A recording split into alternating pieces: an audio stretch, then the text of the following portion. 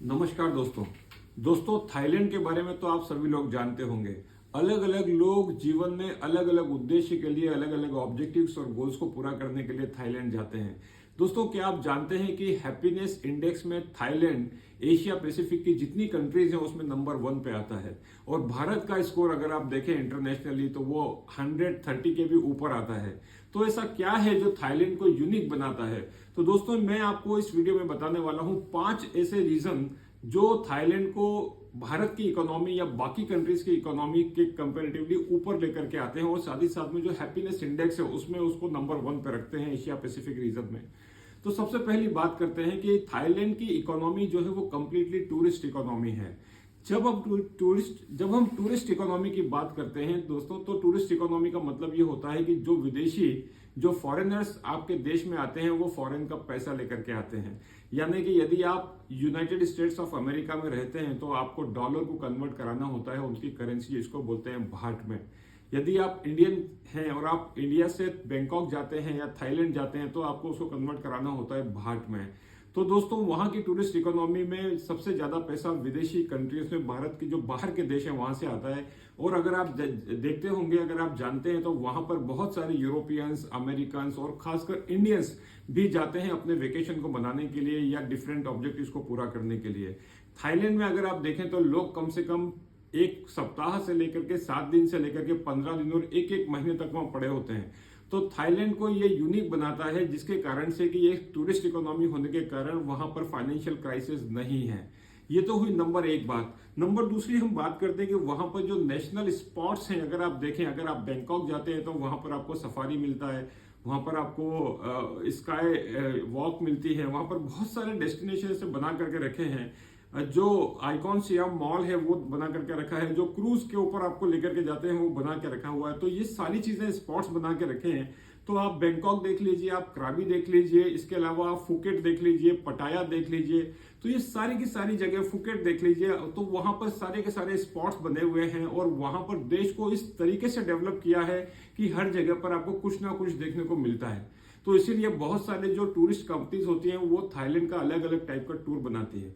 यदि आपको एक हफ्ते के लिए जाना है तो आपको कौन कौन सी डेस्टिनेशन देखना चाहिए। यदि आप 15 दिन के लिए जाते हैं तो आप कहाँ रुकेंगे, कहाँ खाएंगे, कहाँ पिएंगे। और सबसे इंपॉर्टेंट चीज मैं आपको बताना चाहता हूँ कि थाईलैंड में पानी भी खरीद के लेना पड़ता है आपको। अगर आप इंडिया में किसी भी होटल में रुकते हैं तो आप पानी पीने के लिए मांगते हैं तो लोग आपको दे देते हैं। वहां पर आपको 2 बॉटल दी जाती हैं होटल में। उसके अलावा over and above if you want more water तो आपको वो खरीदना पड़ता है। और एक पानी की बोतल की कीमत होती है 40 भाट, यानी इंडियन करेंसी में अगर आप देखें तो वो 100 रुपए होते हैं। 100 रुपए की एक बोतल पीते हैं। और पानी तो ऐसी चीज है कि इसके बिना आप रह नहीं सकते। अगर आप परिवार के साथ में जाते हैं या अपने लिए जाते हैं तो this is the thing which you must to have in your day to day life at whatever time you spend there. तो ये तो हुई दोस्तों दूसरे नंबर की बात। तीसरे नंबर की हम बात करते हैं कि एम्प्लॉयमेंट। थाईलैंड में जितने भी लोग आपको मिलेंगे, चाहे आप बैंकॉक देख लीजिए, क्राबी देख लीजिए, फुकेट में जाइए, तो वहां पर एम्प्लॉयमेंट बहुत अच्छा है। क्योंकि जहां पर टूरिस्ट आते हैं तो वहां सभी लोगों के लिए करने के लिए कुछ ना कुछ होता है। तो वहां पर आप लोकल टैक्सी देखें, होटल देखें, वहां पर आसपास में जो स्ट्रीट के ऊपर जो शॉप्स हैं वो देखें, तो वहां पर जितने लोग हैं सबके पास करने के लिए कुछ ना कुछ है। तो ऐसा देश जहां पर की टूरिस्ट इकोनॉमी होती है वहां पर एम्प्लॉयमेंट ऑटोमेटिक जनरेट होता है। तो दोस्तों, वहां की जो पॉलिटिकल जो सिस्टम है उन्होंने इस देश को इस तरीके से डेवलप किया है कि वहां के लोगों के पास रोजगार है। और जहां रोजगार होता है वहां पैसा आता है, और जहां पैसा आता है वहां पर हैप्पीनेस अपने आप आती है। अब दोस्तों बात करते हैं पॉइंट नंबर 4 की। चौथा नंबर का पॉइंट है कि वहां पर जो लैंग्वेज है वो थाई लैंग्वेज यूज करते हैं। यदि मैं आपको बताऊं कि मैं अभी पिछले दिनों थाईलैंड गया और जब मैंने बैंकॉक, फुकेट और क्राबी में जहां पर रुका तो वहां के लोगों को, जो इवन टूरिस्ट गाइड होते हैं, उनको अंग्रेजी नहीं आती। मैं आपको बताना चाहता हूं कि अगर आप अंग्रेजी थोड़ी बहुत बोल लेते हैं तो आप वहां के सबसे अच्छे अंग्रेजी बोलने वाले से अच्छी अंग्रेजी बोलते हैं। But they are managing the show because उनके पास में उनके जो रूट्स हैं, जो थाई लैंग्वेज है, वो उसी में कम्युनिकेट करते हैं। उनको फर्क नहीं पड़ता आप अमेरिका से आए हैं, आप यूरोप से आए हैं, आप इंडिया से आए हैं, आप चाइना से आए हैं, आप दुनिया के किसी भी कोने से आए हो, वहां पर जो लैंग्वेज है वो थाई लैंग्वेज ही यूज करेंगे। चाहे आप लोकल वेंडर से आप बात कर लीजिए, सब्जी वाले से, किराना दुकान वाले से, या जो लोकल टैक्सी वाले हैं उनसे आप बात कीजिए, तो दे विल नॉट स्पीक, वो दूसरी भाषा में बात ही नहीं करते। अंग्रेजी जो टूरिस्ट गाइड जो होते हैं वो छोटी मोटी टूटी फूटी अंग्रेजी बोलते हैं, लेकिन काम चलता है उनका। वो आपकी दूसरी लैंग्वेज के ऊपर डिपेंड नहीं है, वो आपको अपनी लैंग्वेज के ऊपर डिपेंड बना करके सिखा देते हैं। जैसे मैंने सीखा, यहाँ पर बोलते हैं स्वादी खां, इसका मतलब होता है आप कैसे हैं, और दूसरा होता है खापुन खां। तो ये कुछ लैंग्वेज के जो कुछ टर्मिनोलॉजी है, ये आप over a period of time आप सीख जाते हैं। अब बात करते हैं पॉइंट नंबर 5 की। दोस्तों, भारत में जब हम किसी भी मेट्रो सिटी में होते हैं, चाहे दिल्ली की बात कीजिए, कोलकाता है, बॉम्बे है, बेंगलोर है, तो आप समझ सकते हैं कि वहाँ ट्रैफिक का हाल क्या होता होगा। लेकिन मैंने बैंकॉक में मैं 2-3 दिन रहा, मैं वहाँ पर काफ़ी ज़्यादा हाईवे वाले एरिया पे भी गया, ट्रैफिक वाले एरिया में भी गया, लेकिन मैंने कहीं पर भी हॉर्न की आवाज़ नहीं सुनी। तो वो लोगों के मन में इतना पेशेंस है, वो बिल्कुल एक धीरज धर करके धैर्य के साथ में चलते हैं। वो आपका वेट नहीं करते, वो इंतजार नहीं करते किसी चीज़ का कि कोई आकर के पीछे से हॉर्न मारेगा तब वो आगे बढ़ेंगे।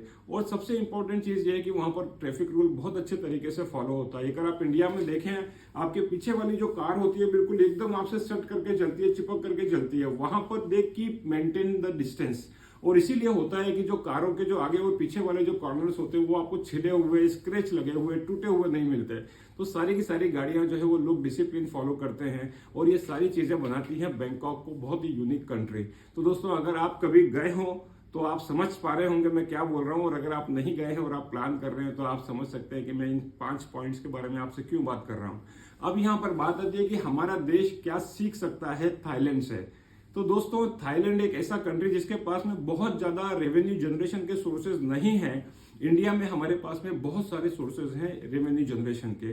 क्या हम इंडिया को एक बढ़िया टूरिस्ट डेस्टिनेशन बना सकते हैं? अब आपके मन में ख्याल आ रहा होगा कि ऑलरेडी हमारे पास तो बहुत सारे टूरिस्ट डेस्टिनेशन हैं, लेकिन दोस्तों हमारा कंट्री एक टूरिस्ट कंट्री नहीं है।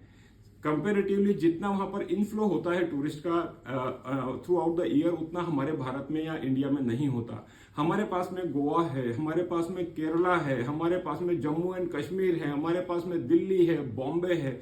दोस्तों, इनको सबको मिला करके एक बहुत अच्छा पैकेज बन सकता है अगर हमारी गवर्नमेंट और हम लोग, मोर देन द गवर्नमेंट, हम लोग इन चीजों को ठीक तरीके से ध्यान दें।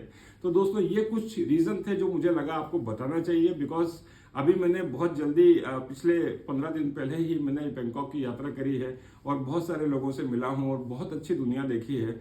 लोगों के मन में बहुत संतुष्ट लोग मिले, बहुत खुश मिले। वहां आप टैक्सी वाले से बात करेंगे तो वो भी आपको बड़ा खुशी खुशी जवाब देगा। चाहे आप किससे भी बात करें, लोगों के चेहरे पर एक संतुष्टता है, लोगों के चेहरे पर एक खुशी है। वो इसीलिए बैंकॉक एशिया पैसिफिक रीजन में हैप्पीनेस इंडेक्स में नंबर 1 है। दोस्तों, आशा करता हूं ये वीडियो आपको अच्छा लगा होगा। मेरा नाम है पंकज शर्मा। वीडियो अच्छा लगा है तो बाकी लोगों के साथ जरूर शेयर कीजिए, और जब भी आप बैंकॉक जाएं तो हमारे आने वाले ब्लॉग को जरूर देखिए। Thank you so much for watching. बहुत बहुत धन्यवाद आपका इस वीडियो को धैर्यपूर्वक देखने के लिए।